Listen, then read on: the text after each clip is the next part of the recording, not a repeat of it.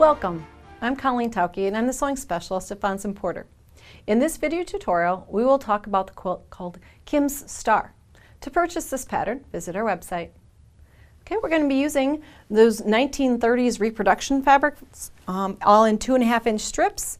And then we're also using a white fabric and a solid blue, which is very classic of the 1930s, as you see behind us, and then a little bit of pink to make those colors all pop out.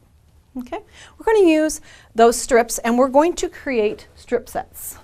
Now that's a very easy sewing where you're going to be creating these blocks. So you're going to pick 3 fabrics at a time from your stack of strips and make strip sets like these. These are a little shorter than yours. Yours would go all the way across the width of fabric. I've got another one underneath already prepared, and we're going to talk about the cutting of those pieces then to prepare to create our 9-patch blocks. It's always fun to work with 1930s prints.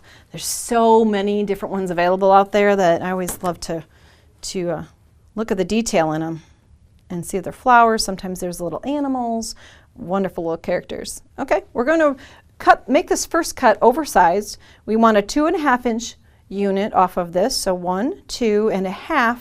We're going to make it longer and keep in mind that those strip sets are all kind of uneven, so we're going to go by the shortest one there. And we're going to then make sure that we line up one of the horizontal lines on our ruler with the seam underneath of it. So we're going to make that first cut. Pull back, and then we'll rotate that little stack around. You probably can cut up to, say, 4 strip sets at a time without having too much shift, and that way you can cut quite a few pieces at once. Okay, then we're going to have this as waist. Just those little tails is all we're going to waste. And then we would proceed down the strip set, cutting the next 2.5-inch strip. And once you get going, you might even think about 2.5 times 2 is 5. So you could even come in here and line up the 5 line with your cut edge, this nice and neat, and then find a line horizontally to match and cut an extra wide piece and then just slide it back to 2.5.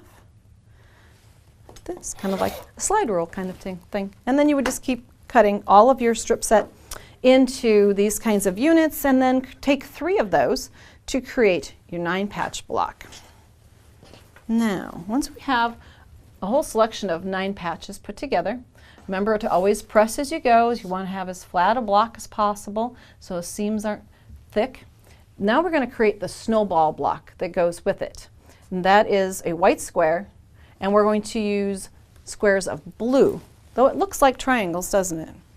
Okay, so what we're going to do is then just use 1 white square like this and 4 blue squares we have cut here.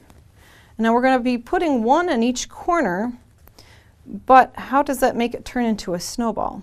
What we're going to do with it is take a marking tool. This one is a friction pen, which is as soon as you iron over it, the line is gone. So it's a great way to make a temporary mark on your fabric.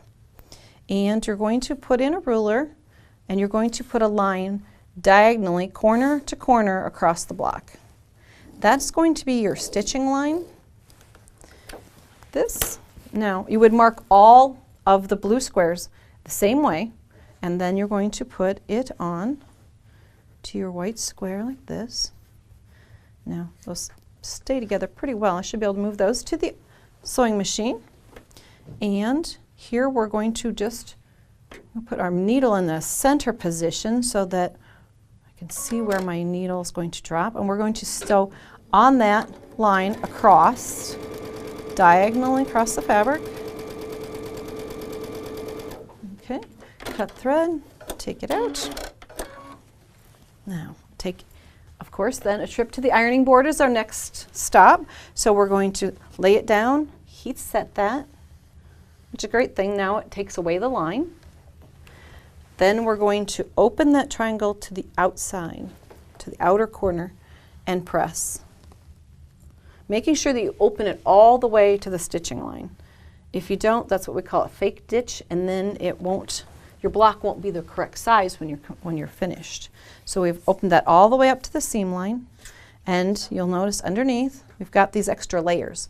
We don't need those in our quilt, so what we can do then with the scissors is come in, and you could do this with a rotary cutter too, but scissors work just as well, and leave approximately a 1/4 inch seam allowance behind. Now that would complete one corner, and we would do the same exact thing all the way around. So on the back of your block it looks like this. In the front, all the corners are kind of replaced and now blue. Now we have just those 2 blocks throughout the quilt, and you'll see that they just alternate to create the design. So what we are going to do then is just the top corner starts with a 9 patch, a snowball block, a 9 patch, and we continue in that way to make the entire row, and then join another row, alternating again. That's great 1930s feel quilt by just joining these into rows and these, and then joining the rows together. Once you have that part done, you'll notice that there are pink inner borders, so you would add the side borders left and right, and then top and bottom. And then if you look at that outside border, you'll realize that when you were cutting all of those required units from your strip set, they're all used to create a pieced outer border for this quilt. So you can use up all of your pieces. We finish with a pink binding, and you have Kim's Star. For more of our video tutorials, visit our website. Thanks for joining me in the studio today.